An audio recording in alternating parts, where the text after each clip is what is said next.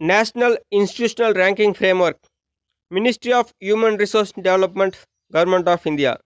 இந்த அமைப்பானது இந்தியாவில் உள்ள அனைத்து கல்லூரிகளையும் தரவரிசைப்படுத்தியுள்ளது.